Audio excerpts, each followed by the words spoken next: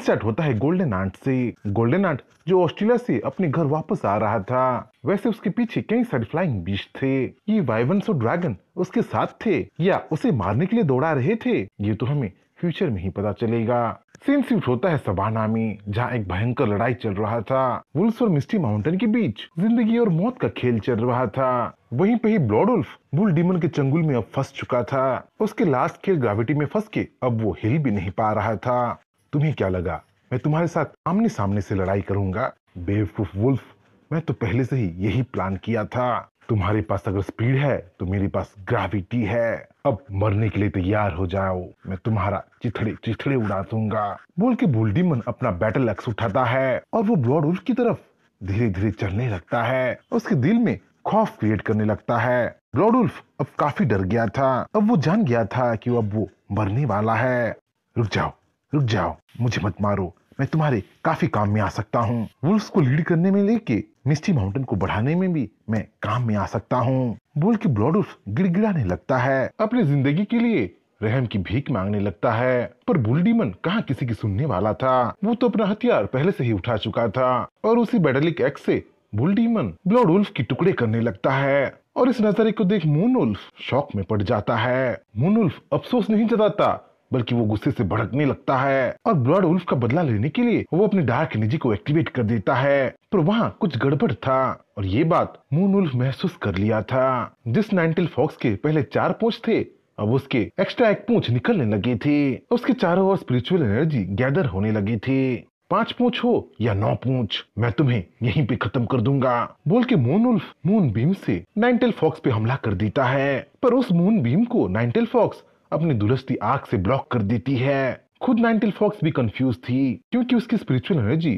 Fluctuate जो हो रही थी। इसका एक ही मतलब हो सकता था कि नाइनटेल फॉक्स अब इवॉल्व होने वाली है, अपने नेक्स्ट स्टेज में वो पहुंचने वाली है। पर ऐसे वक्त भी इवॉल्व होना मुसीबत को दावत देना था। वैसे भी नजर हटी तो दुर्घटना घटी का कहावत हर जगह फेमस था। क्योंकि नाइनटेल फॉक्स अनमाइंड थी तो ये मून वुल्फ के लिए सुनहरा मौका था, और ऐसे मौके को मून वुल्फ भला कैसे जाने दे सकता था। मून वुल्फ नाइनटेल फॉक्स को पीछे से झपटने की कोशिश करता है, पर ऐम वक्त पे वहाँ पैंडा आ जाता है और मून वुल्फ को जोरदार एक स्पिरिचुअल पंच मार के उसका काम वहीं पे ही खत्म कर देता है। तुम्हें क्या हुआ सिस्टर फॉक्स? क्या तुम यहाँ इवॉल्व होने वाली हो? यहाँ अनमाइंड रहना खतरे से खाली नहीं है। जाओ मिस्टी माउंटेन चली जाओ, गॉड ट्री की संरक्षण में चले जाओ और तुम अपने आप को वहाँ इवॉल्व करो। सारी वुल्फ्स को मैं देख लूंगा। बोल के पैंडा नाइनटेल फॉक्स के सामने आ जाता है और एक छोटे भाई का कर्तव्य मैं निभाऊंगा बोल के वो नाइनटेल फॉक्स के सामने भाषण देने लगता है।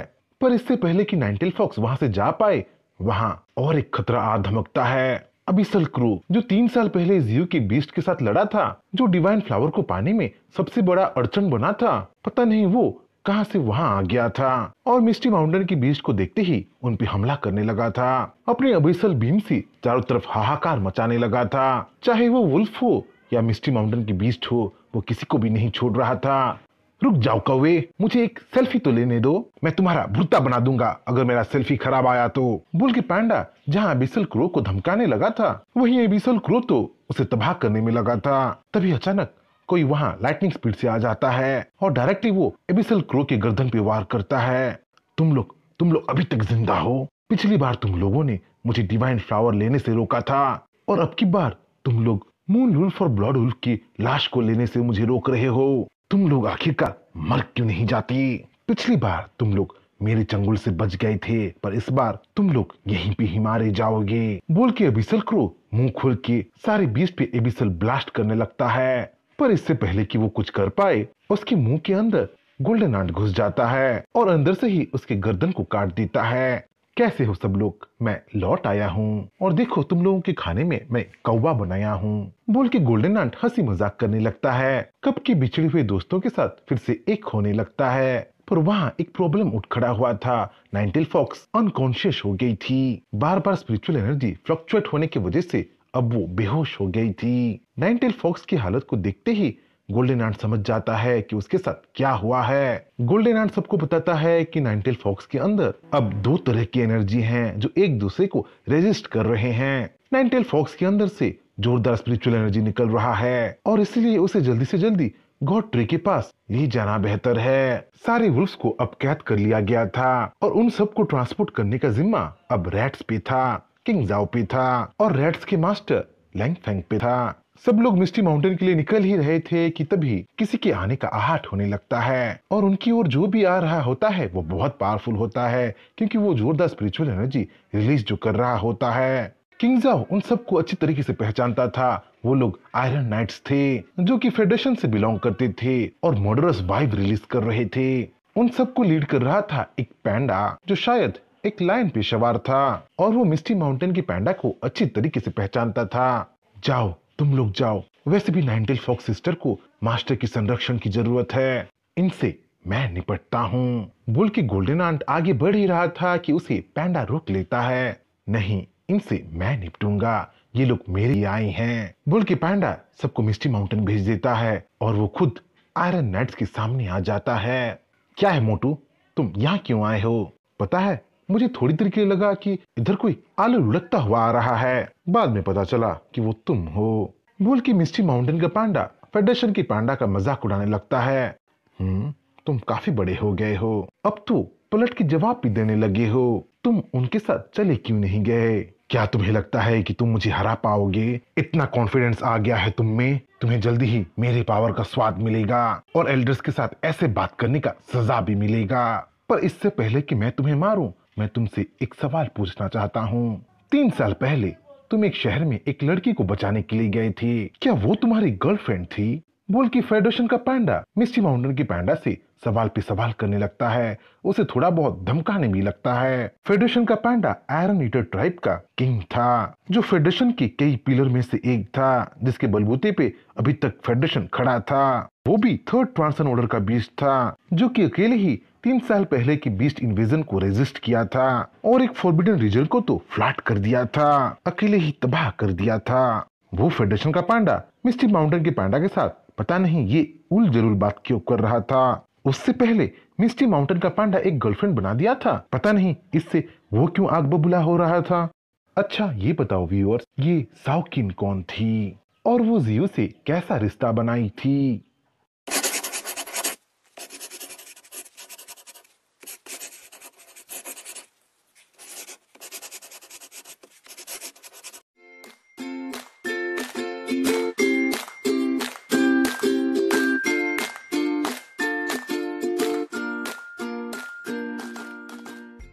सीन स्टार्ट होता है 2 पैंडा से जो अब आमने सामने आ गए थे। एक पैंडा जहां मिस्टी माउंटेन से बिलोंग करता था, वहीं दूसरा फेडरेशन से बिलोंग करता था। वो मिस्टी माउंटेन की पैंडा की तरह छोटा नहीं था, वो एक अडल्ट था और कुंफू पैंडा फिल्म के पो जैसा था। वैसे ये 2 पैंडा रिश्तेदार थे जो कि एक ही जू में पले बढ़े थे और एक टाइम में लड़कियों की फेवरेट बन गए थे। शायद इसी वजह से बड़ा पैंडा छोटे पैंडा से जेलस हो रहा था, क्योंकि उसे लग रहा था कि छोटे पैंडा ने उससे पहले गर्लफ्रेंड बना लिया है। वो लाइफ में छोटू से पीछे रह गया है, जबकि जू में वो ज्यादा पॉपुलर था। बताओ बताओ मुझे, तुम जिस लड़की को बचाई थे वो क्या तुम्हारी गर्लफ्रेंड थी? बोल के बड़ा पैंडा एनेक्शियस हो रहा था, पर जब छोटू पैंडा हाँ में जवाब दे देता है, अरे हाँ वो तो मेरी ही गर्लफ्रेंड थी, मैं तो उससे हर रोज बात करता हूँ, सेल्फी भी शेयर करता हूँ। बोल के जैसे ही छोटू पैंडा जवाब देता है, बड़ा पांडा गुस्से से उबलने लगता है। अब छोटे पांडा से लड़ाई इनइविटेबल था, छोटे पांडा को सजा देना बेहद जरूरी था। गुस्से में बड़ा पांडा छोटे पांडे की ओर अटैक करने के लिए झपटता है। अपने बैचलरेट पंच से वो छोटे पांडा को घायल करने की कोशिश करता है। वैसे छोटा पांडा बाल बाल बच तो जाता है, पर ऐसे अजीबोगरीब अटैक से वो भी दंग रह गया होता है। बैचलरेट पंच, बैचलरेट किक, भला ये कैसा अटैक है? अपने अटैक का ऐसा नाम भला कौन रखता है? अरे अरे, पैंडा फिर से बावला हो गया है, दूसरों के रिलेशनशिप से देखो जलने लगा है, पर बेचारा करे भी क्या, वो बहुत दिनों से सिंगल जो है। बोल के आयरन नाइट्स जहाँ बातचीत कर रहे थे, अपने लीडर की गॉसिप कर रहे थे, वहीं छोटा पांडा भी अटैक मोड में आ गया था। जो करना है करो, मैं तुमसे नहीं हारूंगा बोल के पांडा डुअल एलिमेंट को यूज करने लगा था। ब्लेजिंग फिस्ट और फ्रोजन फिस्ट से वो बड़े पांडा पे टूट पड़ा था, पर बड़ा पांडा भी कुछ कम नहीं था, वो भी बचतोट किक से ब्लेजिंग फिस्ट और फ्रोजन फिस्ट को ब्लॉक करने लगता है। ईट का जवाब वो पत्थर से देने लगता है। बड़ा पांडा उतने में नहीं रुकता। बड़ा पांडा तो लव हॉर्न सीजिंग क्लॉ का यूज करने लगता है और उससे छोटा पांडा को उठा के कहीं दूर फेंक देता है। पर क्या इतना काफी था छोटे पांडा को हराने के लिए? बिल्कुल नहीं। छोटा पांडा तो अपने आप को बूस्ट करने लगा था और अपने बूस्टेड एनर्जी से वो बड़े पांडा पे किक मारने लगा था, पंचेस पे पंचेस मारने लगा था। लगता है तुम बहुत डेवलप हुए हो, तुमसे लड़के मजा आ रहा है, पर मुझे का टाइम खत्म हुआ, तुमसे अब सीरियसली लड़ना पड़ेगा, बोल के जैसे ही बड़ा पांडा अपने बॉडी को की एनर्जी से घेरने लगता है, वैसे ही छोटा पांडा भी अपना नेक्स्ट मूव चलने लगता है। आ जाओ, कौन डरता है तुमसे, बोल के वो अपना ultimate move crimson lotus solar flare को एक्टिवेट कर लेता है, जिसकी वजह से चारों तरफ हीट बढ़ने लगती है और एक फायरी स्पीयर छोटे पांडा को घेर लेता है। ये वही अटैक था जो छोटा पांडा नाइनटेल फॉक्स से सीखा था, जिसे वो ऑस्ट्रेलिया की बीस्ट के अगेंस्ट यूज किया था और अब उसी पावर के साथ बड़ी पांडा की स्पिरिचुअल फॉर्म के अगेंस्ट यूज करने लगा था। दिखते ही दिखते घमासान लड़ाई होने लगता है, जहाँ कोई किसी के गर्दन को काट रहा होता है तो कोई किसी के बट को काट रहा होता है, जिससे जोरदार एनर्जी निकल रहा होता है, चीखना चिल्लाना निकल रहा होता है। पर उनका बहस किस लिए हो रहा होता है? बस इसीलिए कि जू में कौन ज्यादा पॉपुलर था, किसको जू में सुंदर सुंदर लड़कियां और किसको आंटिस के द्वारा देखभाल किया जा रहा था। दूसरे चाहे उनके फाइटिंग को मीनिंगलेस बताएं, पर उनके लिए वो बहुत बड़ा मसला था जिसको सॉल्व करना बहुत जरूरी था। देखते ही देखते घंटों बीत जाते हैं और एक टाइम पे उनका लड़ाई खत्म होता है। वैसे उनके बैटल में एक बात पहले से ही डिसाइड कर लिया गया था कि जो जीतेगा वही जू में सबसे ज्यादा पॉपुलर था और वही सबसे पहले एक गर्लफ्रेंड बना पाएगा। जैसे ही किंग जाओ छोटे पांडा के पास पहुंचता है, वो उसे बहुत बुरी हालत में पाता है, पर पांडा और किंग जाओ की बातों से हमें साफ पता चलता है कि बड़ा पांडा अब रिट्रीट कर लिया था, पर वो हार के रिट्रीट किया था या किसी और वजह से, ये तो सीक्रेट का सीक्रेट ही रह गया था। जहाँ किंग जाओ छोटे पांडा को वापस मिस्टी माउंटेन ले जाने लगता है, उसे वहाँ ट्रीट करने ले जाने लगता है, वहीं दूसरी ओर बड़ा पांडा अपने आयरन नाइट्स के साथ फेडरेशन की ओर जा रहा होता है और वो जाते जाते बहुत खुश हो रहा होता है। छोटे पांडा की फ्यूचर ब्राइट हो बोल के विश कर रहा होता है, पर बड़ा पांडा एक चीज भूल गया था जिसकी वजह से वो एक्चुअली सवाना आया था। बड़ा पांडा मून वुल्फ और ब्लड वुल्फ के कॉर्प्स को फेडरेशन ले जाने के लिए आया था, जिसे वो बिल्कुल भूल गया था। पर अब पछताने से क्या फायदा जब उन कॉर्प्स को मिस्टी माउंटेन अपना बना चुका है। सीन शिफ्ट होता है मिस्टी माउंटेन में, जहाँ जीव बहुत अच्छे मूड में था और वो अच्छे मूड में हो भी क्यों ना। जीव को अब लाइट एट्रीब्यूट का और जो मिल गया था, वैसे लाइट एट्रीब्यूट का और उसे रेल्म ऑफ स्टील में मिला था। उसका अमाउंट बहुत ज्यादा तो नहीं था, पर इतना भी जीव को खुश करने के लिए काफी था। तभी मिस्टी माउंटेन में गोल्डन आंट एंट्री मारता है और वो सीधा जीव के पास चला आता है, जीव को ग्रीट करता है और उसे अपना अपडेट देने लगता है। इन 3 सालों में गोल्डन आंट अपने आप को काफी इम्प्रूव किया था और इसका सबूत उसके तन बदन का घाव था। जीव लाइफ ऑफ एसेंस की बारिश करने लगता है और गोल्डन आंट के घाव को हील करने लगता है। मास्टर, मैं इस बार अकेला नहीं आया हूँ, मैं अपने साथ इस बार कुछ कंपेनियंस को लेके आया हूँ, बोल के गोल्डन आंट अपने साथ आए ड्रैगन्स को जीव के साथ इंट्रोड्यूस कराने लगता है। जीव को पहले से ही कुछ अननोन क्रिएचर्स के प्रेजेंस का फीलिंग आ रहा था, पर वो गोल्डन आंट के कंपेनियंस होंगे ये उसे नहीं पता था। गोल्डन आंट के साथ आए हुए 3 ड्रैगन इनिशियल लेवल के ड्रैगन थे, जो कि फिलहाल के लिए तो उतने पावरफुल नहीं थे, पर जीव के साथ रह के मिस्टी माउंटेन में ट्रेन होके वो फ्यूचर में बहुत पावरफुल हो सकते थे, ट्रू ड्रैगन बन सकते थे। जियो भी ये बात अच्छी तरीके से समझ गया था। ड्रैगन्स को मिस्टी माउंटेन में ऐड करना मतलब मिस्टी माउंटेन का पावर जो बढ़ाना था। जियो ये सब देख के खुश हो ही रहा था कि बुल डीमन वहाँ दौड़ के चला आता है और अपने साथ वो बेहोश नाइनटेल फॉक्स को लाया होता है।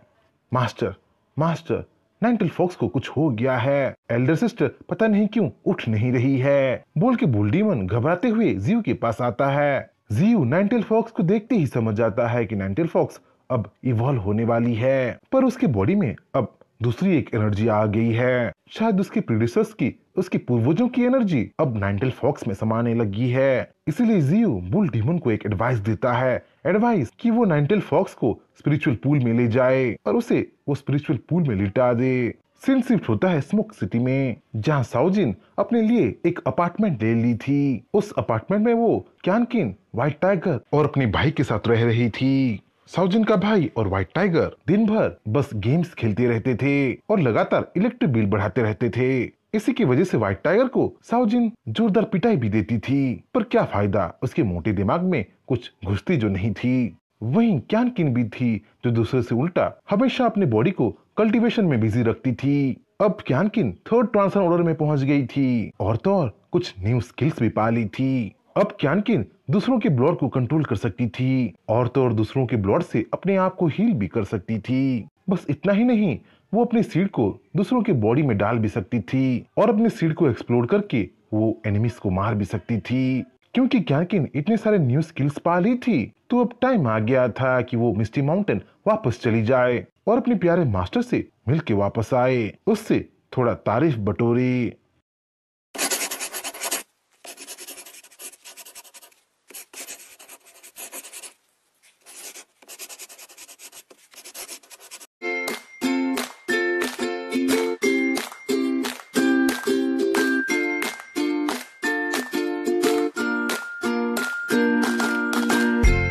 सीन स्टार्ट होता है मिस्टी माउंटेन से, जहां जीव अपने स्टेटस मेन्यू को खोल के अपने करंट इंप्रूवमेंट्स को चेक कर रहा था। जीव का स्पिरिचुअल पावर अब 40 मिलियन तक पहुंच गया था। मतलब इन 3 सालों में उसका स्पिरिचुअल पावर 30 मिलियन बढ़ा था। जीव का एरिया एक्सपेंशन भी अच्छी तरीके से चल रहा था। मिस्टी माउंटेन अब सवाना को और रेल्म ऑफ स्टील को भी कॉन्कर जो कर लिया था। मिस्टी माउंटेन के एक्सपेंशन से मिस्टी माउंटेन को और एक फायदा हो रहा था। स्पिरिचुअल फ्लावर, स्पिरिचुअल ग्रास और यहाँ तक कि स्पिरिचुअल ओर ढूंढने का नौबत ही खत्म हो गया था। कम से कम कुछ टाइम के लिए तो मिस्टी माउंटेन सेल्फ सफिशिएंट बन गया था। अब मिस्टी माउंटेन इतना पावरफुल बन गया था कि वो हर एक कंट्री में वोट डिक्लेयर कर पाए। पर क्या वो डार्कनेस से लड़ने के लिए भी तैयार हो गया था? ये सवाल उसके दिमाग में अब भी था। जीव केयरलेस नहीं हो सकता था। वो अपने दुश्मन को कमजोर समझने की गलती भी नहीं कर सकता था। उसे और उसके बीस्ट को स्ट्रोंगर बनना था। दुनिया के पीक में उन सबको पहुंचना था और ये जीव जरूर करने वाला था। वैसे जीव एब्सोल्यूट इवोल्यूशन स्किल से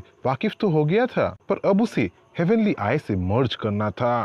थर्ड आई रेस से जीव को काफी सारा इन्फॉर्मेशन मिल चुका था। अब हेवनली आई को यूज करना, हेवनली आई से सब कुछ देखना अब इतना डिफिकल्ट नहीं होने वाला था। उसी हेवनली आई को यूज करने के लिए जीव अपने आप को ट्रांसफॉर्म करने लगता है, हेवनली आई को अपने में मर्ज करने लगता है। वैसे ये प्रोसेस काफी डिफिकल्ट था और ट्रांसफॉर्मेशन के दौरान जीव काफी चीखने चिल्लाने लगा था। जीव ट्रांसफॉर्मेशन के बाद अब एक ऐसा बीस्ट बन गया था जो कि नारुतो की 10 टेल बीस्ट जैसा लग रहा था। ऊपर से उसकी तीसरी आंख भी खुल गई थी जो कि हूबहू रेनिगन जैसी लग रही थी। जीव का ऐसे ट्रांसफॉर्मेशन देख हर कोई दंग रह गया था। सारी बीस्ट का मुंह खुला का खुला रह गया था। जीव अपने थर्ड आई को खोलने के चक्कर में, अपने रेनिगन को खोलने के चक्कर में अपने आधे से ज्यादा स्पिरिचुअल एनर्जी खत्म कर दिया था। पर थर्ड आई खोलने के बाद जो नजारा उसे दिख रहा था वो बहुत मैजिकल था। हवा में चारों तरफ स्पिरिचुअल एनर्जी उड़ रही थी। स्पिरिचुअल पार्टिकल्स हर जगह थी। जो पहले जीव को नेकेड आई में नहीं दिख रहा था, अब अपने थर्ड आई की वजह से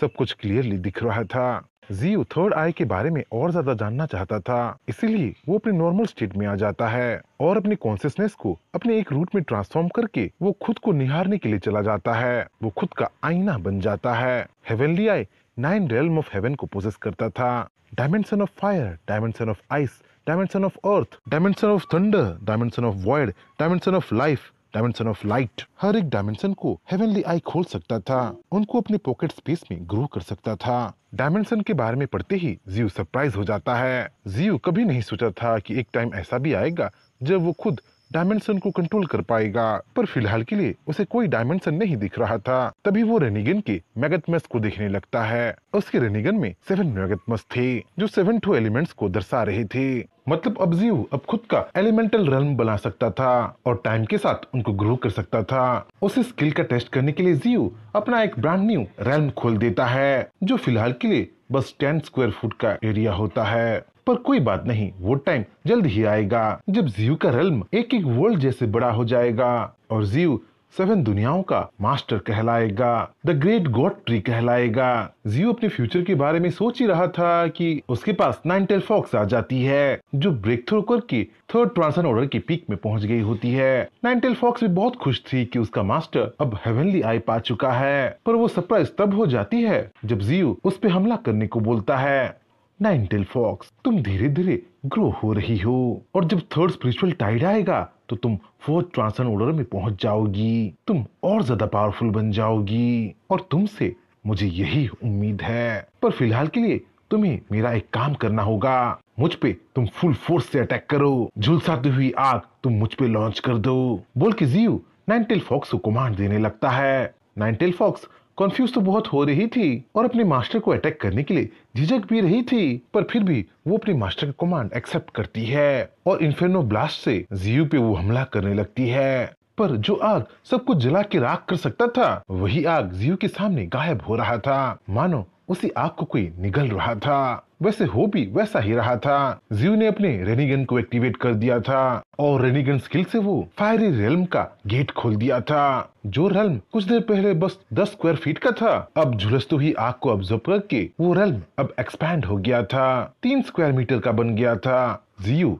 यहाँ एक बात समझ गया था कि अपने अपने एलिमेंट्स को ऑब्जर्व करके रेल्म्स ग्रो हो सकता था, पर धीरे धीरे, क्योंकि एक टाइम में एक रेल्म को अगर बहुत ज्यादा भी एलिमेंट दे दिया जाए तो वो टूटने के कगार पे भी पहुंच सकता था। जियो यही एक्सपेरिमेंट रेल्म ऑफ लाइफ में भी करता है। वो वैली ऑफ फ्लावर में पहुंच जाता है।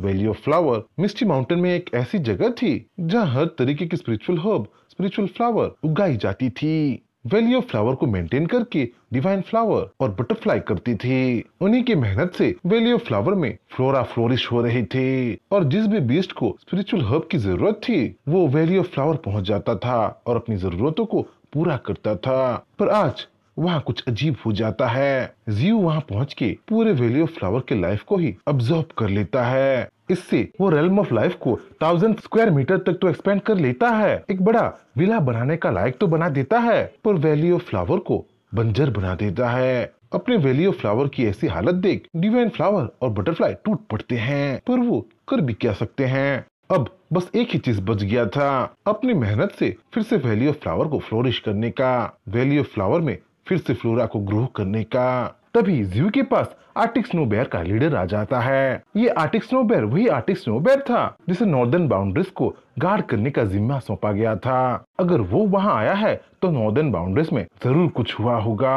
आर्टिक स्नो बेयर की बातें सुन जियो अपने सारे बीस्ट को अपने पास समन करता है। व्हाइट टाइगर और कैनकिन को छोड़ के सब लोग वहाँ आए होते हैं। सारे बीस्ट जियो की कॉल का आंसर दिए होते हैं। मिस्टी माउंटेन में अब एक कॉन्फ्रेंस मीटिंग हो रही थी। क्या तो सारे सी किंग मिलके पूरे समंदर में अपना राज फैलाने की कोशिश कर रहे हैं? हमें उनके प्लान को कामयाब होने से रोकना होगा, बोल के जहाँ लैंगफेंग बोल रहा था सी किंग्स के बढ़ते मकसदों से डर रहा था, वही नाइनटेल फॉक्स लैंगफेंग के सवाल पे ही सवाल उठा रही थी। ये तो बहुत बढ़िया बात है कि हम सी किंग्स को रोकना चाहते हैं, पर हम उनको रोकेंगे कैसे, बोल के नाइनटेल फॉक्स अपना क्वेश्चन जाहिर कर रही थी। नाइनटेल फॉक्स सही बात बोल रही है। हम सारे सी किंग्स के बारे में, समंदर के सारे बीस्ट के बारे में उतना नहीं जानती। अगर इस वक्त हम उनसे टकराए तो कौन जीतेगा और कौन हारेगा ये बताया नहीं जा सकता।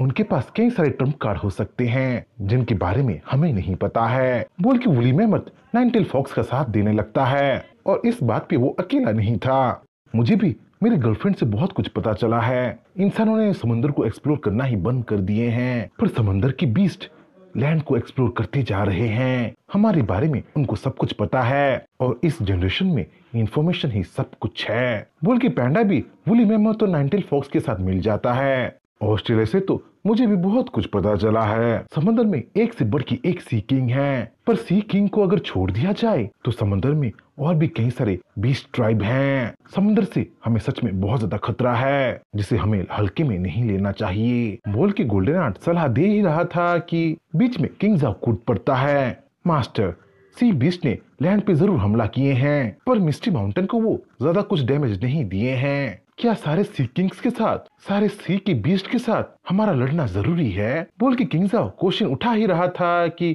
जियो उसे इंटरप्ट कर लेता है। सब लोग सुन लो, सी किंग्स हमारे दुश्मन हैं। 3 साल पहले सी किंग्स मुझे मारने आए थे। पिछली बार तो वो हार गए थे, पर उनको दूसरा ऐसा मौका पाने से रोकना होगा। उनको मेरे बारे में, हमारे बारे में सब कुछ पता है, पर हाँ, हम समुद्र के दूसरे सी बीस्ट को, दूसरे ट्राइब्स को मिस्टी माउंटेन के साथ जरूर अलाइन कर सकते हैं, बोल के जियो अपना आखिरी प्रपोजल देने लगता है। जियो जो बोल रहा था वो सच था। अगर समुद्र के दूसरे ट्राइब्स मिस्टी माउंटेन के साथ मिल जाएं, तो मिस्टी माउंटेन के लिए वो एक बहुत बड़ी विक्ट्री हो सकता था।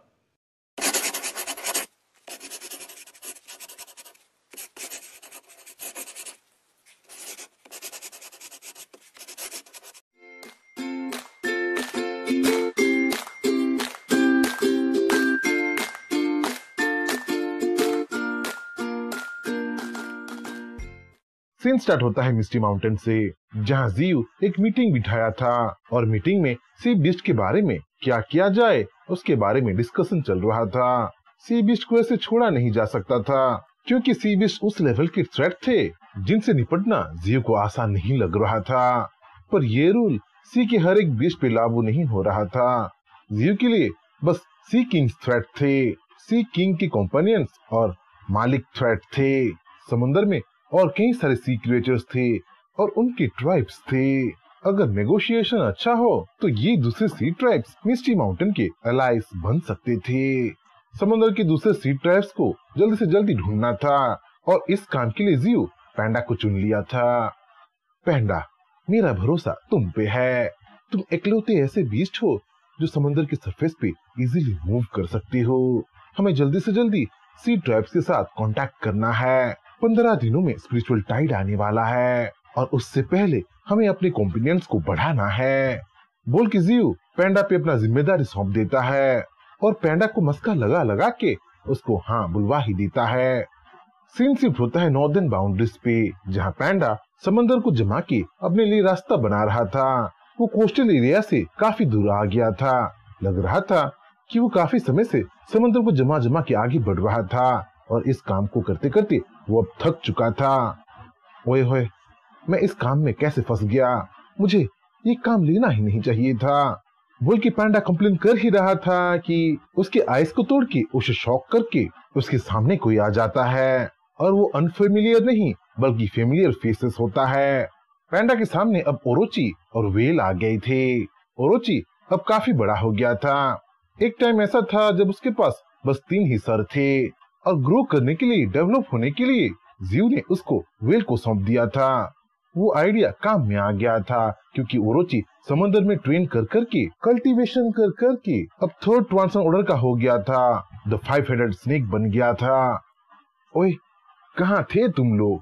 पता है तुम लोगों को मैं कब से ढूंढ रहा हूँ। तुम लोगों को ढूंढते ढूंढते मैं 100-200 मील चल आया हूँ।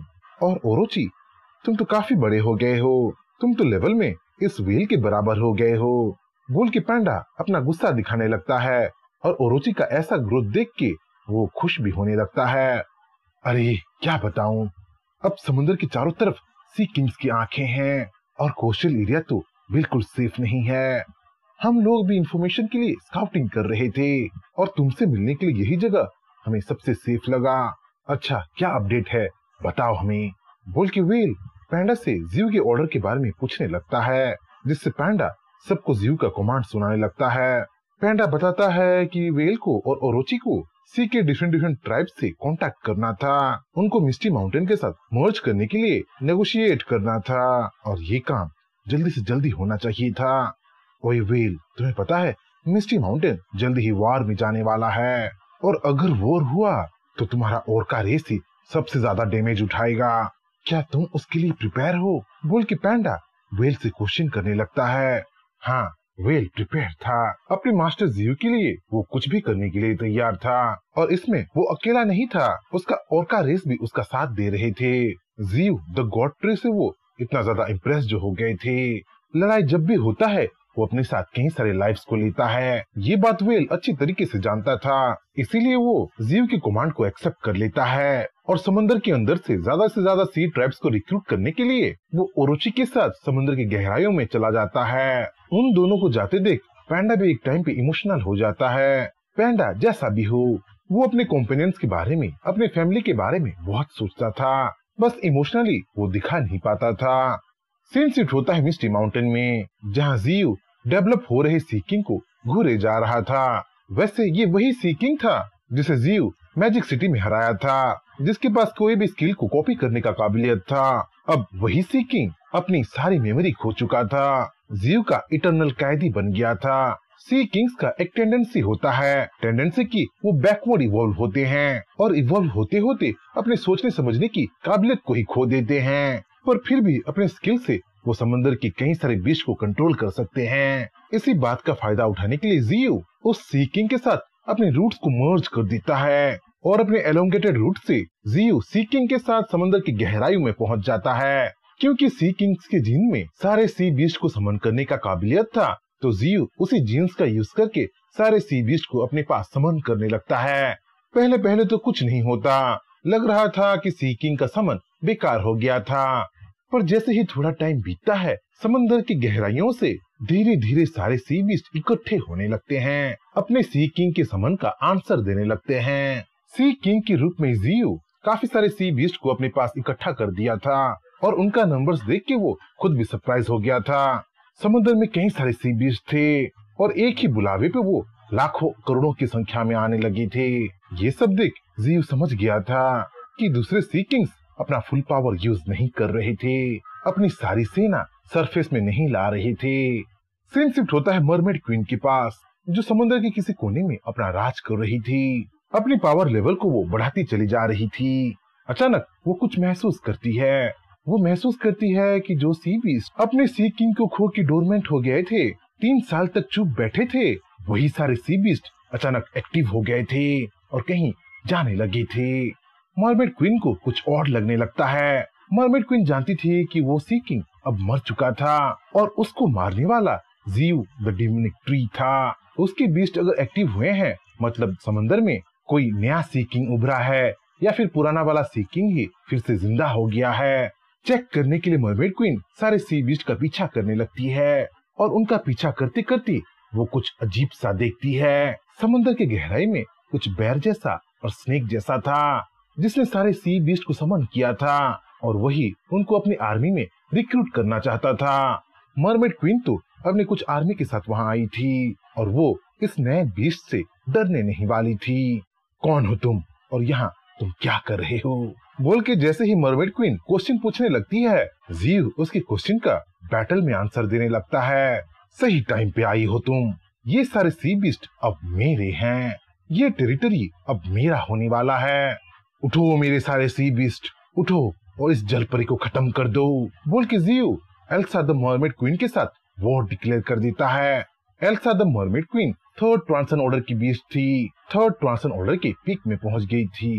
क्या वो जियो से हारने वाली थी या जियो को पहचान के वो उसकी इंफॉर्मेशन को चारों ओर बांटने वाली थी, सारे सी किंग्स को अलर्ट करने वाली थी?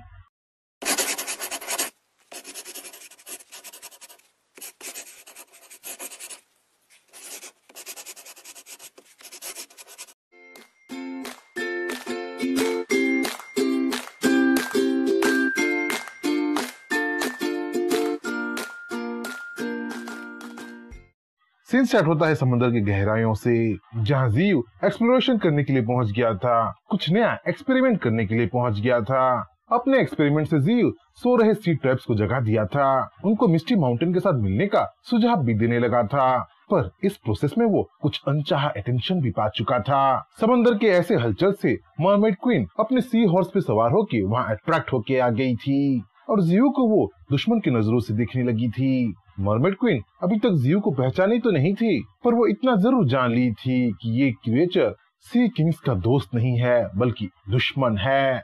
देखते ही देखते जियो और मरमेड क्वीन के बीच जंग छिड़ जाती है। दोनों अपने अपने आर्मी को एक दूसरे को मारने के लिए भेज देते हैं, पर अचानक कुछ अजीब सा हो जाता है। अफरा तफरी में अचानक जियो मरमेड क्वीन की नजरों से गायब हो जाता है। जहाँ मरमेड क्वीन सोचने लगी थी कि ये अनजान सर्पेंटाइन क्रिएचर अचानक ऐसे कहाँ गायब हो गया है, वहीं जियो उस पे पीछे से हमला कर देता है, उसे अपने जबड़ों में कसने की कोशिश करने लगता है। मरमेड क्वीन चालाक थी, इसलिए तो वो अपने शील्ड को पहले से ही एक्टिवेट कर दी थी। शील्ड टूट जाता है पर मरमेड क्वीन को कुछ नहीं होता है। इसी बात का फायदा उठा के मरमेड क्वीन दूर चली जाती है और अपने बबल अटैक से वो जियो को कंटिन्यूअस डैमेज देने लगती है।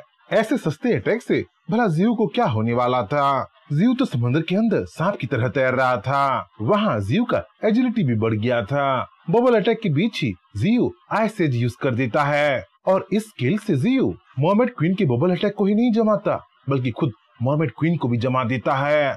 थोड़ी देर के लिए लगने लगा था कि मरमेड क्वीन सच में जम चुकी है, पर मरमेड क्वीन तो सी किंग्स में से एक थी, थर्ड ट्रांसन ऑर्डर की बीस्ट थी और वो भला इतनी आसानी से कैसे हार मान सकती थी। जियो की नजरों के सामने ही बर्फ टूटने लगती है। मरमेड क्वीन अपनी बर्फीली कैद से आखिरकार आजाद हो जाती है। मरमेड क्वीन के पास एक ट्राइडेंट था जो उसका मेन हथियार था, जिससे मरमेड क्वीन समंदर के वाटर करंट को कंट्रोल कर पा रही थी, वाटर में टर्बुलेंस ले आ पा रही थी अब जियो समझ चुका था कि वो अपने सरपेंटाइन रूप में मर्मेड क्वीन से जीत नहीं सकता, इसलिए वो फिर से ट्रांसफॉर्म होने लगता है और अपने ट्री आंट रूप में आ जाता है। ओह, तो तुम हो। मुझे तो लगा ही था कि कुछ गड़बड़ है। क्या तुम हमसे एक कदम आगे बढ़ने की कोशिश कर रहे हो? हमारे मूव चलने से पहले तुम खुद मूव चल रहे हो। डीमोनिक ट्री, तुम हमें हरा नहीं सकते। ओह, मैं भूल गई थी, तुम्हारा नाम तो यू है ना इंसान? बोल के मर्मेड क्वीन अब जियो को चिढ़ाने लगती है। उनके सामने उसका औकात क्या है वो उसे दिखाने की कोशिश करने लगती है। तुम लोगों को मेरे बारे में तो बहुत कुछ पता है, अब मेरी बारी है तुम लोगों के बारे में जानने का, और मैं ये जान के ही रहूंगा। बोल के जियो जवाब देने लगता है, मर्मेड क्वीन को डराने की कोशिश करने लगता है। सीन शिफ्ट होता है स्टील मेट्रोपोलिस स्काई सिटी पे, जो फ्रीडम फेडरेशन कंट्री का ही एक हिस्सा था, जहाँ पे ह्यूमन टेक्नोलॉजी आसमान छू रहा था। मतलब सच में आसमान छू रहा था, क्योंकि वहाँ की ज्यादातर बिल्डिंग्स आसमान में लेविटेट करते रहते थे। साइंस में वो बहुत आगे बढ़ गए थे। वहीं पे हमें यूली से इंट्रोड्यूस किया जाता है। यूली एक सुपर ह्यूमन था जो कि थर्ड ट्रांसफर ऑर्डर का था, और वो मास्टर ऑफ द मैग्नेटिज्म था। लो, यहाँ पे एक्समैन का भी एंट्री हो गया। शायद यहाँ पे भी म्यूटेंट नेशन बन जाएगा। यूली अपने एक सबऑर्डिनेट से बात कर रहा था, और उनके बात करने का मुद्दा डीमोनिक ट्री था, मिस्टी माउंटेन का बदनाम पेड़ था। लड़ाई की वजह से फेडरेशन बहुत सह चुका है, पता नहीं फेडरेशन और कितना सह पाएगा। डीमोनिक ट्री इस दुनिया में नहीं होना चाहिए, पर उसी की वजह से ह्यूमंस में इतना इवोल्यूशन हो पा रहा है। मुझे अब भी याद है जो पहली लड़की अवेकन हुई थी, सावलिंग थी ना वो। उसके बाद कई सारे सुपर ह्यूमंस इस धरती पे निकले, अवेकन हुए। बोल के यूले अपने सबऑर्डिनेट से बातचीत करने लगता है, हिस्ट्री के बारे में याद करने लगता है। हाँ मास्टर, आप सही बोल रहे हैं। सावलिंग के बाद कई सारे सुपर ह्यूमंस इवॉल्व हुए, म्यूटेट हुए। सावलिंग के बाद मिडनाइट सन एम्पायर का नाइट किंग, फिर यूरोप की सेंटेस, फिर 10 नेशन अलायंस का बिशप, और उसके बाद आप उभरे हो। मुझे सब कुछ आज भी याद है। आप चाहे लास्ट में अवेकन हुए हो, पर आप सारे सुपर ह्यूमन से सबसे स्ट्रॉन्ग हो। बोल के यूले का सबऑर्डिनेट सांगयान मास्टर ऑफ मैग्नेटिज्म को इम्प्रेस करने लगता है, पर Yule the master of magnetism बहुत चालाक था। वो करंट सिचुएशन को अच्छी तरीके से समझता था। इंसान बिखरे हुए रेत की तरह हैं, वो कितने भी स्ट्रॉन्गर क्यों ना बन जाएं, उनका दुश्मन द म्यूटेंट ट्री है, और अपने करंट कंडीशन में इंसान उससे नहीं जीत सकते। इंसानों को अपना स्ट्रेटेजी चेंज करना होगा, अपने सिचुएशन को चेंज करना होगा। पर अभी के लिए तुम जाओ, हर एक कंट्री के लीडर को समन करो, उनके हेवन प्राइड को समन करो। यहाँ एक मीटिंग बिठाई जाएगी और इंसानों के फ्यूचर के बारे में डिस्कशन की जाएगी। हम म्यूटेंट ट्री पे उसकी बातों पे भरोसा जो नहीं कर सकते। म्यूटेंट ट्री दो धारी तलवार है, और उस पे भरोसा करना बेवकूफी है। बोल के यूले सियांग यांग के लिए अपना नेक्स्ट कमांड दे देता है, और उसका कमांड तुरंत जारी हो जाता है। चारों तरफ इनविटेशन पहुंचने लगती हैं, और एक तो इन्फेर्नो सिटी के सावलिंग के पास पहुंच जाती है। लेटर पढ़ के सावलिंग मुस्कुराने लगती है, क्योंकि अब टाइम आ गया था कि वो मिस्टी माउंटेन विजिट करने के लिए चली जाए, अपने मास्टर से मिलने के लिए चली जाए। सीन शिफ्ट होता है समंदर की गहराई में, जहाँ मर्मेड क्वीन और जियो आपस में लड़े जा रहे थे, एक दूसरे को मारने के लिए तैयार थे। यहाँ सिर्फ जियो और मर्मेड क्वीन नहीं लड़ रहे थे, उनकी आर्मी भी आपस में लड़ रहे थे, और समंदर के पानी को लाल किए जा रहे थे। जहाँ जियो विंड ब्लेड्स यूज किए जा रहा था, वहीं मर्मेड क्वीन विंड ब्लेड्स को अपने शील्ड से ब्लॉक किए जा रही थी। मर्मेड क्वीन तो अपने साउंड वेव से भी अटैक कर रही थी। यहाँ अगर कोई सुपर ह्यूमन होता तो उसको मर्मेड क्वीन कब का निपटा चुकी होती। मर्मेड क्वीन उतने में नहीं रुकती, वो अपने बीस्टली फॉर्म में आ जाती है और जियो को छू के उस पे बार्निकल्स चिपका देती है। ये बार्निकल्स देखते ही देखते फैलने लगते हैं और जियो की एंटायर बॉडी को कवर करने लगते हैं, उसकी स्पिरिचुअल एनर्जी को ड्रेन करने लगते हैं। जियो अब समझ चुका था कि समंदर के अंदर ऐसे ही अगर लड़ाई चलती रहे तो मर्मेड क्वीन ही विजेता होगी, और उसकी स्पिरिचुअल एनर्जी को वो ऑब्जर्व करते करते उसको वो ड्राई कर देगी। इसलिए जियो अपने रूट्स और ब्रांचेस को तुरंत फैलाने लगता है और थंडर एलिमेंट को मैनिपुलेट करके मर्मेड क्वीन पे थंडरबोल्ट गिराने लगता है। जियो उतने में नहीं रुकता, जियो अपने हेवनली आई को यूज करने लगता है और अपने रेनिगन से डायमेंशन ऑफ लाइफ का पोर्टल खोल देता है। मर्मेड क्वीन को उसके अंदर खींच के ले जाता है। मरमेड क्वीन अब जियो का प्रिजनर बन गई थी। वो जियो से टॉर्चर पाने वाली थी या उसके साथ कुछ और बुरा होने वाला था, ये उसकी बातों पे डिपेंड करता था, उसकी इंफॉर्मेशन पे डिपेंड करता था। और हाँ गाइस, बहुत गर्मी हो रही है तो फैन चला के ही रिकॉर्डिंग करना पड़ रहा है, इसलिए ऑडियो में थोड़ा बहुत दिक्कत जरूर होगा। I hope you understand.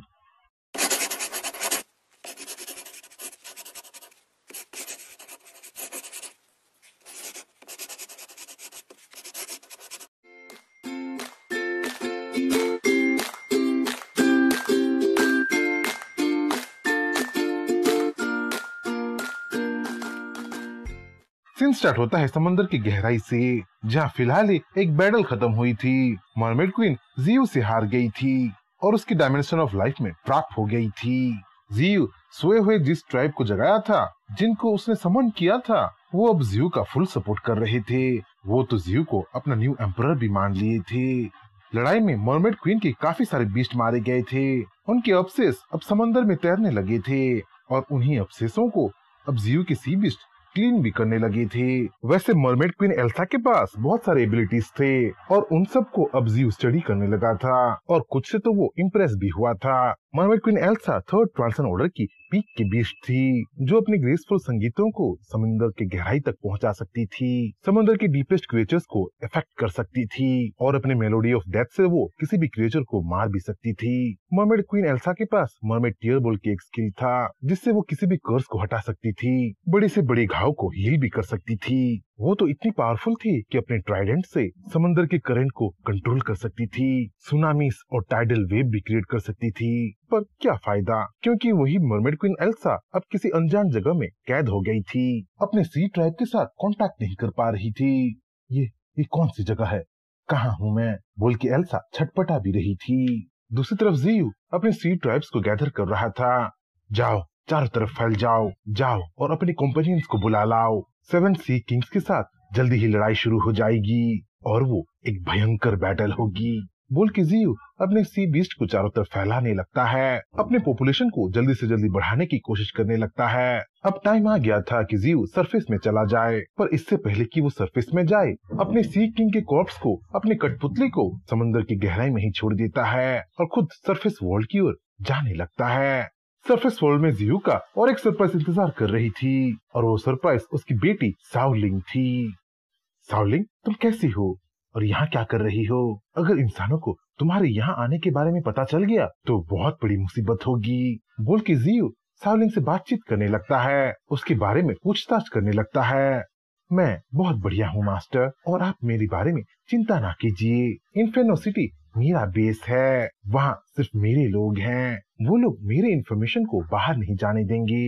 मेरे यहाँ आने की खबर फेडरेशन या फिर किसी दूसरे ह्यूमन सिटी को मेरे आदमी पहुँचने नहीं देंगे। और हाँ, मैं तो आपके लिए एक गिफ्ट भी लेके आई हूँ, ये देखिए, ये एक लोरियल ट्री का बीज है। 2 साल पहले फेडरेशन को ये बीज एक्सीडेंटली मिल गया था। एक्सीडेंटली बोलना भी सही नहीं होगा, फेडरेशन को एक एंशिएंट लोरियल ट्री मिल गया था। उस एंशिएंट लोरियल ट्री को तो वो खत्म कर दिए, पर उसका कोर, उसका बीज रह गया। क्योंकि ये एक एंशिएंट बीज है तो फेडरेशन इससे डर रहा था, ये पेड़ दूसरा डिमोनिक पेड़ ना बन जाए, बोल के फेडरेशन इसे खत्म करने की पूरी कोशिश कर रहा था। पर इससे पहले कि वो कुछ करे, उस बीज को मैं ले आई। कैसा है मेरा गिफ्ट मास्टर, बोल के साओलिंग जहाँ सीड के बारे में एक्सप्लेनेशन दे रही थी, वहीं जियो उस सीड को एनालाइज कर रहा था।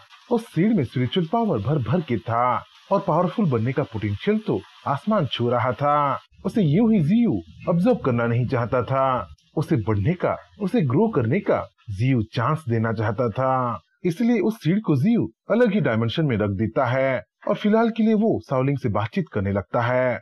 मास्टर, आपका तीसरा आंख कब से आ गया? ये तो हेवनली आई जैसा है। आप हेवनली आई भी पा लिए, वैसे ये आप पे सूट भी कर रहा है, बोल के जहाँ साओलिंग जियो का थर्ड आई देख के इम्प्रेस हो रही थी, वहीं अचानक जियो उल्टी करने लगता है। साओलिंग कभी नहीं सोची थी कि एक पेड़ भी उल्टी कर सकता है, एक पेड़ का पेट होगा, ये भला कौन सोचा था। साओलिंग तुरंत अपने मास्टर की खैरियत के बारे में पूछने लगती है, जिसपे जियो बताता है कि वो यूं ही उल्टी नहीं कर रहा है, उसकी डायमेंशन ऑफ लाइफ में कुछ गड़बड़ है। अरे साओकिंग, मैं उस मरमेड क्वीन को किडनैप करके ले आया हूँ और उसे डायमेंशन ऑफ लाइफ में रखा हूँ, पता नहीं वो वहाँ क्या कर रही है, जिसकी वजह से मेरा पेट खराब हो रहा है। चलो उसे देखने के लिए चलते हैं, इस बहाने तुम एक मरमेड से मिल लेना, बोल के जियो डायमेंशन ऑफ लाइफ को खोलता है और सावलिंग को उसके अंदर ले जाने लगता है। डायमेंशन ऑफ लाइफ अभी काफी बड़ा हो गया था, पर उसके अंदर कुछ अजीब हो रहा था। पूरा डायमेंशन ऑफ लाइफ मोतियों से भरा हुआ था। वैसे ऐसा नहीं बोलते, जब भी मरमेड रोती है मोतियां निकलती है, यहाँ भी कुछ ऐसा ही हो रहा था। कम से कम जियो तो यही सोच रहा था। जियो और सावलिंग मोतियां उठाने लगती हैं और उनसे वो थोड़ा बहुत खेलने भी लगते हैं। वैसे उन मोतियों से वो इंटरेस्टेड भी कैसे ना हो, वो उतना शाइन जो कर रही थी। छोड़ दो मुझे, छोड़ दो मुझे भद्दे पेड़, बोल के मरमेड क्वीन एल्सा चीखने चिल्लाने लगती है जैसे ही वो जियो को देखती है। वहीं जियो और सावलिंग मरमेड क्वीन का मजाक उड़ाने लगते हैं। रो रो के वो इतनी सारी मोतियां बनाई हैं बोल के उसकी वो खिल्ली उड़ाने लगते हैं। पर तभी उनको शौक लग जाता है, क्योंकि मरमेड क्वीन एक भयानक बात बताती है। मरमेड क्वीन बताती है कि वो बिल्कुल नहीं रोई है और ये जो इतनी सारी मोतियां बनी हैं वो उसके मुंह से बनी हैं। जिस मोतियों से वो थोड़ी देर पहले खेल रहे थे, सुंदर है बोल के गले लगा रहे थे, मजाल है उसको अभी कोई छुए। गंदे नाले की मछली, मेरे सवालों का जवाब दो। क्या डार्कनेस थर्ड स्पिरिचुअल टाइड के साथ आएगा? मेरे बारे में, मेरे असली नाम के बारे में तुमको डार्कनेस नहीं बताया है क्या? बोल के जैसे ही जियो एल्सा से क्वेश्चन पूछने लगता है, एल्सा द मरमेड क्वीन हंसने लगती है।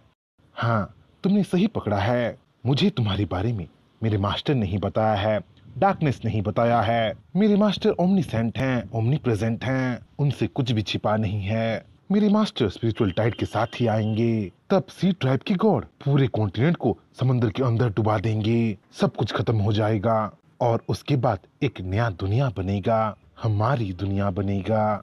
एल्सा द मरमेड क्वीन की बातें सुन सावलिंग भी सोच में पड़ जाती है। उसे व्हाइट जेड एलिफेंट की बातें याद आने लगती है। व्हाइट जेड एलिफेंट भी डार्कनेस के बारे में उसे वार्निंग दिया था। शायद उसी डार्कनेस के साथ अब उसका मास्टर भी लड़ने लगा है और उसका साथ देना बहुत जरूरी है।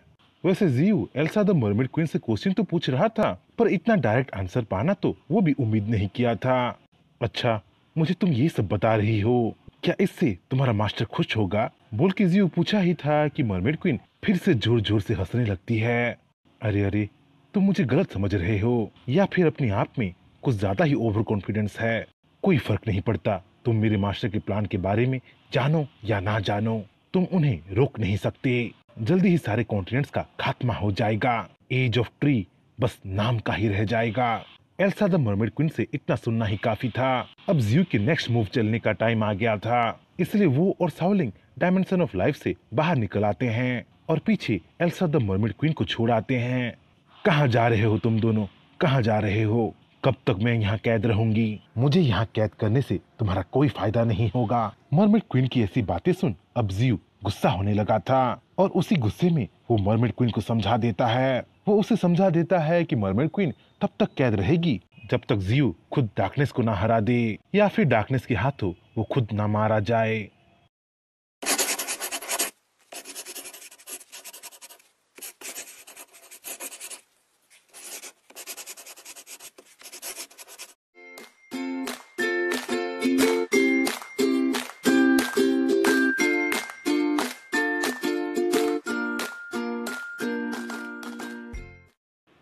सीन स्टार्ट होता है मिस्टी माउंटेन से, जहाँ जियो और सावलिंग कॉन्वर्सेशन कर रहे थे। वो दोनों लंबे टाइम के बाद जो मिले थे। अपडेट से जियो को पता चल गया था कि इंसान एक वर्ल्ड कॉन्फ्रेंस करने के लिए सारे लीडर्स को कन्विंस कर देंगे और उनका टॉपिक शायद जियो ही होगा। जियो से कैसे छुटकारा पाया जाए, शायद वही उनका मकसद होगा। इंसानों के टॉपिक को छोड़ा जाए तो 10 दिनों के अंदर स्पिरिचुअल टाइड भी आने वाला था और उस आने वाले स्पिरिचुअल टाइड के साथ बहुत कुछ बदलने वाला भी था। वैसे और कुछ बदले ना बदले, जियो तो 4 ट्रांसन ऑर्डर के पिक में जरूर पहुंचने वाला था। इसी बीच जियो देखता है कि चांद से जोरदार स्पिरिचुअल एनर्जी निकल रही है और ये देख जियो के मन में एक आइडिया आता है। जियो सोचने लगता है कि कैसा होगा अगर वो लोरियल ट्री के बीज को चांद में बो दे। वैसे ही चांद से जोरदार स्पिरिचुअल एनर्जी निकल रही है और उस स्पिरिचुअल एनर्जी को ऑब्जर्व करके लोरियल ट्री आराम से चांद में बढ़ सकता है।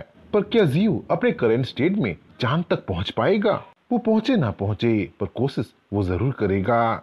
सावलिंग, मैं चांद पे जा रहा हूँ, वैसे मैं जल्दी ही वापस आ जाऊंगा, पर थोड़ी देर के लिए ही सही तो मिस्टी माउंटेन का मेरे पीछे ध्यान रखना। बोल के जियो अपने सारे स्पिरिचुअल एनर्जी को वर्ड रूट में लगा देता है। देखते ही देखते वॉयड रूट कुंडली मारने लगता है और वर्ल्ड सरपेंट की तरह वो चांद की ओर छलांग मार देता है। नजारा बहुत बढ़िया था। चांदनी की रात में एक विशालकाय सांप चांद की ओर बढ़ रहा था। वैसे तो जीव सांप की तरह ऊपर बढ़ रहा था, पर दूर से देखने पे वो एक रॉकेट की तरह लग रहा था। आखिरकार जीव स्पेस में पहुंच ही जाता है और स्पेस से अपनी धरती को वो पहली बार देख रहा होता है। वैसे ये धरती भी उसकी पुरानी धरती की तरह ही लग रहा था, बस इसमें स्पिरिचुअल एनर्जी बहुत था। जैसे ही जीव मून में पहुंचता है उसे कुछ अलग ही अनुभूति होने लगती है। जीव अपने प्रीवियस लाइफ में कभी नहीं सोचा था कि वो कभी मून में भी अपना पैर रखेगा, पर इस लाइफ में वो ऐसा कर रहा था। बस वो इस बार इंसान नहीं था। मून में पहुंचते ही जीव एक गड्ढा खोदता है और लोरियल ट्री के बीज को वहां बो देता है।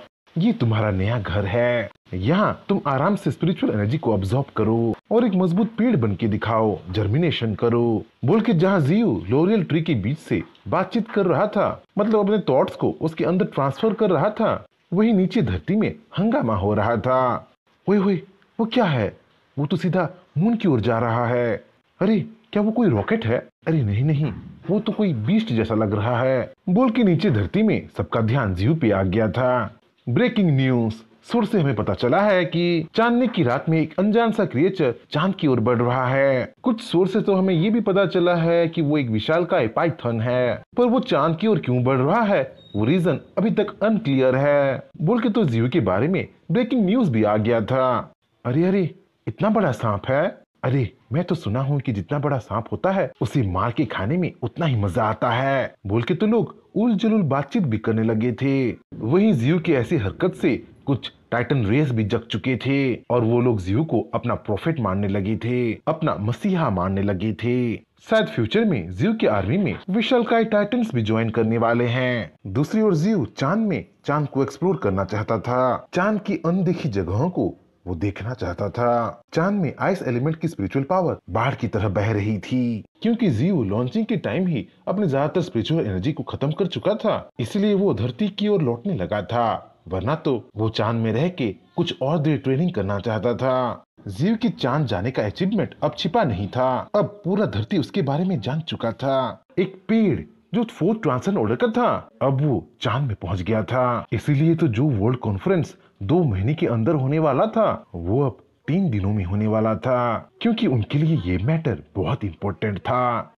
समंदर के अंदर तो अलग ही हंगामा हो रहा था। मर्मेड क्वीन जो अचानक गायब हो गई थी उससे कई सारे सवाल उठ रहे थे। मर्मेड क्वीन अचानक कैसे कहाँ चली गई, उसके सी ट्रैप्स को क्या हुआ, बोल के चारों तरफ अब बात फैलने लगा था। दूसरी तरफ जीव अब मिस्टी माउंटेन वापस लौट चुका था और वहाँ उसकी वाहवाही हो रहा था और उसकी तारीफ पे तारीफ चल रहा था। मास्टर आप तो बहुत पावरफुल हो, आप मून तक चले गए, बोल के जहाँ साउलिंग जीव की तारीफ पे तारीफ कर रही थी वहीं जीव की तो सांसें ही अटक गई थी। मिस्टी माउंटेन से चांद तक जाना और चांद से वापस फिर मिस्टी माउंटेन तक आना एक टायरसम जर्नी था और शायद इसी की वजह से जीव का सांस फूल रहा था। पर कुछ भी हो, जीव तो मिस्टी माउंटेन से भी लोरियल ट्री की ग्रोथ को महसूस कर पा रहा था। तभी मिस्टी माउंटेन में चीखते चिल्लाते हुए पेरेग्रिन फॉल्कन आ जाता है और वो उड़ते हुए एक सीरियस खबर लेके आया होता है। ये पेरेग्रिन फॉल्कन समंदर पे पेट्रोलिंग कर रहा था। अगर वो मिस्टी माउंटेन वापस लौट आया है तो सच में वो इमरजेंसी का बात था। मास्टर एक बुरी खबर है, समंदर का एक सी किंग फोर्थ ट्रांसन ऑर्डर में पहुंचने वाला है और उसे रोकने के लिए इंसान अपने बैटलशिप के साथ वहां पहुंच गए हैं।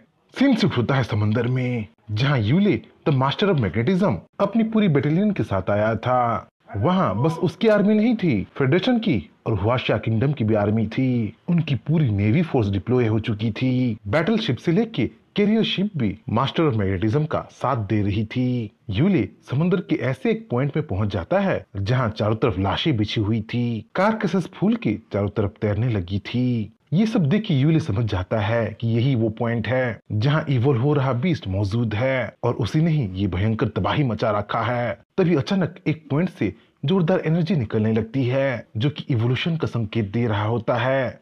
लगता है हम सही जगह पे पहुंच गए हैं, जाओ सबको मेरा कमांड दे दो कि सब अपने जहाजों को रोक दें क्योंकि टारगेट हमारे सामने ही है, बोल के यूले अपने सबॉर्डिनेट सांग यांग को कमांड दे देता है और खुद अपने टारगेट की ओर उड़ के जाने लगता है।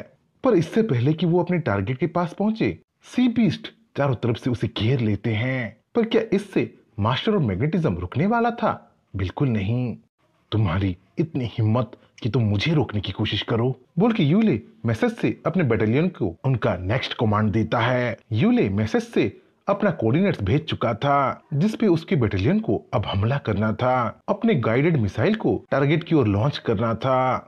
सीन शिफ्ट होता है फेडरेशन के पास, जहां फेडरेशन हो रहे बैटल को अपने सैटेलाइट कैमरे से देख रहा था। और क्योंकि फ्रीडम फेडरेशन अपने गाइडेड मिसाइल से एक फोर्थ ट्रांसेंड बीस्ट को घायल करने की कोशिश कर रहा था, मारने की कोशिश कर रहा था, तो खुद फेडरेशन कैसे पीछे रह सकता था? अब फेडरेशन खुद भी बैटल में हिस्सा लेना चाहता था। एक फोर्थ ट्रांसेंड ऑर्डर का बीस्ट सबके लिए खतरा था और उसे इवॉल्व होने बिल्कुल नहीं दिया जा सकता था। जाओ, हमारे स्पिरिचुअल ऑर्बिटल कैनन को एक्टिवेट कर दो। अब हम भी पीछे नहीं रहेंगे। इससे पहले कि वो बीस्ट इवॉल्व हो, उसे हम जान से ही खत्म कर देंगे। समुद्र में इतना कुछ हो रहा था जिसमें अभी तक जियो हिस्सा नहीं लिया था, पर वो जल्दी ही हिस्सा लेगा। पर वो किसकी तरफ होगा? सी बीस्ट की तरफ या ह्यूमंस की तरफ?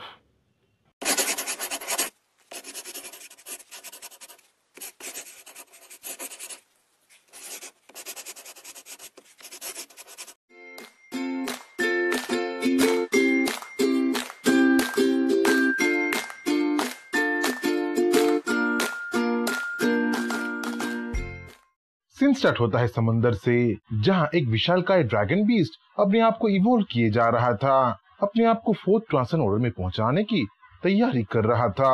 डिमनिक ट्री पहले से ही एक सरदर्द था और दूसरा फोर्थ ट्रांसेंड ऑर्डर का बीस्ट इंसान अपने आसपास भी नहीं चाहता था। इसीलिए उस ड्रैगन बीस्ट को फोर्थ ट्रांसेंड ऑर्डर में पहुंचने से रोकने के लिए इंसान अपनी आर्मी डिप्लॉय कर चुका था और उस नेवल आर्मी को लीड कर रहा था Yule, the master of magnetism. Yule वहां पहुंच के कई सारे बीस्ट को खत्म कर दिया और सीधा अपने टारगेट की ओर बढ़ने लगा। यूले का साथ फ्रीडम फेडरेशन और हुआशा किंगडम दे रहे थे, जो किसी बीस्ट पे ओपन फायर कर रहे थे। यूले जब ड्रैगन बीस्ट के पास पहुंचता है, तब वो अपने पावर ऑफ मैग्नेटिज्म से स्पिरिट गाइडेड मिसाइल्स को कंट्रोल करने लगता है और उन सबको ड्रैगन बीस्ट पे लॉन्च कर देता है। पर इससे पहले कि वो मिसाइल्स ड्रैगन बीस्ट को हिट कर पाता, ड्रैगन बीस्ट समंदर से बाहर आ जाता है और अपनी एनर्जी ब्लास्ट से सारे मिसाइल्स को रास्ते में ही एक्सप्लोड कर देता है। तो क्या इंसान इतने पावरफुल हो गए हैं कि वो अब हमसे लड़ने लगे हैं? जल्दी ही तुम्हारी ये स्पिरिटेड मिसाइल्स खत्म हो जाएंगी, तब तुम्हारा क्या होगा? बोल की ड्रैगन बीस्ट समंदर से बाहर निकल के हवा में मंडराने लगता है और यूले को धमकाने लगता है। हमें कमजोर समझने की गलती ना करो ड्रैगन, हमारे पास ऐसे हजारों करोड़ों स्पिरिचुअल मिसाइल्स हैं और तुम पे तो बस 100-200 ही यूज किया गया है। तुम यहाँ से बच के नहीं निकल पाओगे। यूले की ऐसी धमकी सुन ड्रैगन बीस्ट हंसने लगता है। ड्रैगन्स का पावर अब इंसानों को दिखाने का टाइम आ गया था और इसका स्टार्टिंग ड्रैगन बीस्ट ने टोर्नाडो से कर दिया था। देखते ही देखते वेदर चेंज होने लगता है, हवाएं तेज होने लगती हैं और आसमान से कई सारे टोर्नाडोस समंदर पे उतर आते हैं। ये सारे टोर्नाडोस लेवल 10 के थे, जिसे देख सुपर ह्यूमंस घबराने लगे थे। टोर्नाडोस से बचने के लिए यूले थोड़ा दूर चला जाता है और अपने स्पिरिट गाइडेड मिसाइल से वो फिर से ड्रैगन बीस्ट पे हमला करने लगता है। पर उसके हमले का कोई फायदा नहीं हो रहा था, क्योंकि घूमते टोर्नाडोस बीच में ही मिसाइल्स को रोक रहे थे और उनको निगल के हवा में ही तबाह कर रहे थे। तभी स्पेस से एक बीम ऑफ लाइट गिरती है, जिसे ड्रैगन बीस्ट डॉज कर देता है। ये बीम ऑफ लाइट और कुछ नहीं था बल्कि स्पिरिचुअल कैनन था, जो फेडरेशन ने फायर किया था और उसका टारगेट ड्रैगन बीस्ट था। स्पिरिचुअल कैनन के अटैक को डॉज करके ड्रैगन बीस्ट हवा में लहराने लगता है और एनर्जी गैदर करके वो सीधा अपने एनर्जी बीम को स्पेस की तरफ फायर कर देता है। कोई नहीं सोचा था कि ड्रैगन बीस्ट इतना पावरफुल होगा कि उसका अटैक रेंज स्पेस तक पहुंचता होगा, पर ऐसा हो रहा था। ड्रैगन बीस्ट का हमला स्पेस में घूम रहे सैटेलाइट माउंटेड स्पिरिचुअल कैनन तक पहुंच गया था और उसे पल भर में तबाह कर दिया था। ड्रैगन बीस्ट उतने में नहीं रुकता, वो फिर से अपनी एनर्जी को गैदर करने लगता है और इस बार उसका target master of magnetism Yule होता है। यूले पहले से ही अपनी तरफ आ रहे अटैक को डिटेक्ट कर लिया था और अपने मैग्नेटिक पावर को यूज करके इधर उधर फैले आयरन डिब्रिस का शील्ड बना दिया था। तुम्हें लगता है तुम्हें ये कचरा बचा लेगा? तुम्हें मैं यूं खत्म कर दूंगा और तुम्हें खत्म करके मैं ऑस्ट्रेलिया जाऊंगा, ऑस्ट्रेलिया के उस बीस्ट किंग को खत्म करूंगा, बोल के ड्रैगन बीस्ट अपने एनर्जी बीम को यूले पे लॉन्च कर देता है। जैसा ड्रैगन बीस्ट ने बोला था वैसा ही होता है। आयरन से बना हुआ शील्ड कुछ काम का नहीं आता है और वो ड्रैगन बीस्ट के अटैक के सामने टूट के चूर चूर हो जाता है। मास्टर ऑफ मैग्नेटिज्म भी अब बहुत घायल हो गया था। ड्रैगन बीस्ट की दूसरे अटैक को वो झेल नहीं पाने वाला था। हो रहे बैटल को हुआशिया किंगडम और फ्रीडम फेडरेशन के आर्मीज देख रहे थे और वो इस बार खुश नहीं थे। वो अपने मास्टर ऑफ मैग्नेटिज्म यूले को खोना नहीं चाहते थे। जाओ अपनी ट्रूप्स भेजो, हम लोग यूले को नहीं खो सकते, जो करना है करो, सारे बीस्ट पे हमला कर दो। बोल के बैटल कमांडर पैनिक हो ही रहा था कि उनका रेडार कुछ अननोन चीज डिटेक्ट करता है और वो चीज वही सांप होता है जो रिसेंटली बहुत फेमस हुआ होता है, जो चांद का टूर करके आया होता है और वो तेजी से ड्रैगन बीस्ट की ओर आ रहा होता है। अब ये क्या है, आज तुम एक के बाद एक मुझसे लड़ रहे हो, पर कोई बात नहीं, मैं तुम सबको यहीं खत्म कर दूंगा। बोल के ड्रैगन बीस्ट फिर से अपनी एनर्जी गैदर करने लगता है और अपनी तरफ आ रहे स्नेक पे अपना अटैक लॉन्च कर देता है। जोरदार एक्सप्लोजन होता है, चारों तरफ धुआं धुआं हो जाता है और धुएं के अंदर से वो जायंटिक स्नेक ड्रैगन बीस्ट के गर्दन को ही धर दबोचता है। इस बैटल को यूले ही नहीं, वहाँ मौजूद हर कोई देख रहा था और सबके मन में एक ही सवाल उठ रहा था, सवाल कि ये है कौन, ये जायंट पाइथन आखिर कहाँ से आ गया और वो उनकी मदद भला क्यों कर रहा है। दोनों की दोनों जायंटिक बीस्ट थे जो कि समंदर की सरफेस पे लड़ रहे थे, पर जियो वहाँ अपर हैंड पा रहा था। वो ड्रैगन बीस्ट के गर्दन को दबोच के उसकी सारी एनर्जी को अब्सॉर्ब जो करने लगा था। ड्रैगन बीस्ट तो दर्द की मारे चीख रहा था, चिल्ला रहा था, पर जियो कहाँ रहम देने वाला था। वो तो ड्रैगन बीस्ट को समंदर के अंदर खींच के ले जाने लगता है और अपने मिलियन शॉक वेव से ड्रैगन बीस्ट का खेल वहीं खत्म कर देता है। जियो के लिए ड्रैगन बीस्ट बहुत बड़ी मुसीबत लेके आ सकता था। ड्रैगन बीस्ट डार्कनेस को फॉलो करता था और उसे जल्दी से जल्दी निपटाना ही समझदारी का काम था। ड्रैगन बीस्ट का लाइफलेस बॉडी समंदर के अंदर सिंक होने लगता है और ये देख जियो राहत की सांस लेने लगता है। पर अभी सब कुछ खत्म नहीं हुआ था, क्योंकि अचानक ड्रैगन बीस्ट का बॉडी जियो के सामने फिर से उठ खड़ा होता है और इस बार वो थोड़ा अलग लग रहा होता है। तो तुम हो जियो, तुमसे मिलके बहुत खुशी हुई। बोल के जैसे ही ड्रैगन बीस्ट बोलने लगता है, जियो समझ जाता है कि ये कुछ और ही है। कुछ देर पहले ही ड्रैगन बीस्ट जियो के हाथों मारा गया था और जियो ने तो उसकी वाइटलिटी को भी चेक किया था, पर ये ड्रैगन बीस्ट नहीं हो सकता। ये ड्रैगन बीस्ट के फॉर्म में जरूर है, पर इससे एक भयानक एनर्जी, एक भयानक ऑरा निकल रही है जो खुद जियो को भी गूस बम्प्स दे रही है। और ये डार्क एनर्जी जो ड्रैगन बीस्ट के चारों तरफ फॉर्म हो रही है, एक बात को चिल्ला चिल्ला के बोल रही है कि ये खुद डार्कनेस है। तो तुम आखिरकार सरफेस में आ ही गए, बोल के जियो सवाल पूछने लगता है। अरे नहीं, ये तो मेरा 1% भी एनर्जी नहीं है, ये बस मेरा एक स्वरूप है जो जल्दी ही डिसअपीयर हो जाएगा। मैं यहाँ आया हूँ तुमसे बात करने के लिए। मेरा तुमसे एक सुझाव है। देखो जियो, तुम्हारा और मेरा कोई दुश्मनी नहीं है, ना ही कोई झगड़े का हमारा हिस्ट्री है। तुम मेरे साथ मिल जाओ, हम दोनों इस दुनिया में राज करेंगे। बोल के डार्कनेस जियो को ऑफर देने लगता है, टेम्प्ट करने लगता है, पर जियो उसके मुंह पे ही उसको रिजेक्ट कर देता है। नहीं, बिल्कुल नहीं, मैं तुम्हारा कभी साथ नहीं दूंगा। तुम्हें इस दुनिया में नहीं होना चाहिए। तुम्हारा यहाँ होना मतलब तबाही है। चाहे छोटा हो या बड़ा, हर एक जीव को इस दुनिया में जिंदा रहने का हक है। पर तुम तो केओस लाओगे, इस दुनिया में तबाही और बर्बादी लाओगे। मुझे ये अच्छी तरीके से पता है कि तुम हर एक डेथ से पावरफुल होगे और अपनी मुर्दों की आर्मी को यहाँ ले आओगे। डार्कनेस, मैं तुमसे ये सीधा बोल रहा हूँ, मैं तुमसे वॉर डिक्लेयर कर रहा हूँ। बोल के जियो अपना इंटेंशन साफ कर देता है और डार्कनेस से खुलेआम वॉर डिक्लेयर कर देता है। उसका वो दुश्मन बन जाता है। पर इससे डार्कनेस हंसने लगता है और जियो का मजाक उड़ाते हुए वो जियो को एक एडवाइस देता है। तुम मुझसे इस हालत में नहीं लड़ सकते जियो, तुम्हें स्ट्रॉन्गर बनना होगा। मैं तुम्हारी दुश्मनी को एक्सेप्ट करता हूँ, हम दोनों जरूर लड़ेंगे, पर आज नहीं। फिलहाल के लिए मुझे इस ड्रैगन बीस्ट को बचाना है, मैं इसे ऐसे ही मरने नहीं दे सकता। बोल के डार्कनेस ड्रैगन बीस्ट के बॉडी को जियो की नजरों से ओझल कर देता है, उसे दूर कहीं हील करने के लिए ले जाता है।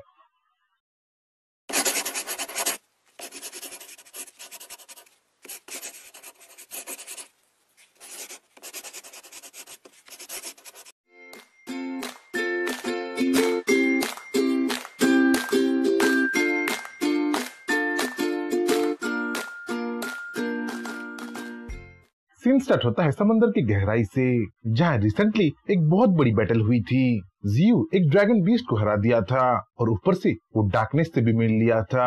डार्कनेस से जियो को एक अच्छा खासा ऑफर भी मिला था, पर उसे जियो ठुकरा दिया था। जियो अब खुलेआम डार्कनेस से वॉर डिक्लेयर कर दिया था। अब जियो डार्कनेस का दुश्मन बन गया था। डार्कनेस वहां से चला तो गया, पर अपने साथ वो ड्रैगन बीस्ट को ले गया। उसे हील करने के लिए वो ले गया। तब तक जियो भी मिस्टी माउंटेन वापस लौटने लगा था और वहाँ का हाल वो इंसानों पे छोड़ दिया था। वहीं समंदर की सरफेस में इंसान फिर से एक्टिव हो गए थे, क्योंकि वो ड्रैगन के गिरते स्पिरिचुअल एनर्जी को महसूस कर लिए थे। वो समंदर में ड्रैगन बीस्ट को ढूंढने लगे थे, पर तब तक बहुत देर हो गई थी। डार्कनेस ने अपना काम कर लिया था। शायद इंसानों को ड्रैगन बीस्ट कभी नहीं मिलने वाला था। सीन शिफ्ट होता है मिस्टी माउंटेन में, जहाँ पांडा कल्टीवेशन कर रहा था, अपने आप को इवॉल्व कर रहा था। वो अब थर्ड ट्रांसन ऑर्डर की पीक में पहुंच गया था और अपने भाइयों की तरह आयरन ईटर बन गया था।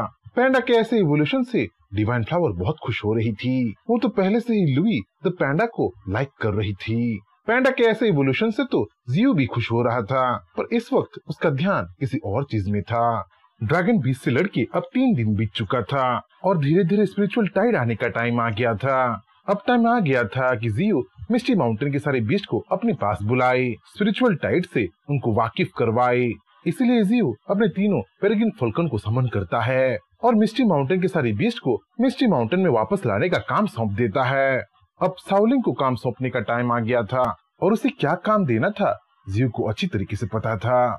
साउलिंग, क्या तुम्हारा टीम स्पिरिचुअल ऑर्बिटल कैनन बना सकता है? बोल के जियो साउलिंग से क्वेश्चन करने लगता है। इन्फेर्नो सिटी साउलिंग के अंडर था, पर इन्फेर्नो सिटी में इतना रिसोर्स नहीं था कि वो स्पिरिचुअल ऑर्बिटल कैनन बना पाए। पर हाँ, वो स्पिरिचुअल गाइडेड मिसाइल जरूर बना सकते थे। इसलिए जियो साउलिंग को स्पिरिचुअल गाइडेड मिसाइल्स बनाने का काम सौंप देता है और वो रिक्वेस्ट लार्ज क्वांटिटी में देता है। इसके बाद जियो किंगजाओ के पास पहुंच जाता है और उसे अपने 3 सिटीज के बारे में इंक्वायरी करने लगता है। ये 3 सिटीज वही सिटीज थे जिसको मिस्टी माउंटेन रिसेंटली कॉन्कर किया था और अपना वेसल्स बना दिया था। इन 3 सिटीज को किंगजाओ सुपरवाइज कर रहा था, इसीलिए तो जियो उससे सवाल जवाब कर रहा था। मास्टर, ये 3 सिटीज बीस्ट के साथ कोएग्जिस्ट कर रहे हैं। बीस्ट के साथ वो लोग मिलजुल के रह रहे हैं। रिसेंटली तो कुछ बीस्ट ह्यूमंस के साथ कॉन्ट्रैक्ट भी साइन किए हैं, इंसानों का कॉम्बैट पार्टनर बने हैं। बोल के किंगजाओ जियो को सब कुछ एक्सप्लेन करने लगता है और ये सब सुन के जियो बहुत खुश हो जाता है, क्योंकि ये 3 नेशन मिस्टी माउंटेन के साथ कोएग्जिस्ट कर रहे थे, बीस्ट के साथ कोएग्जिस्ट कर रहे थे, तो उनका भी स्पिरिचुअल टाइड से फायदा करवाना था, इवॉल्व करवाना था।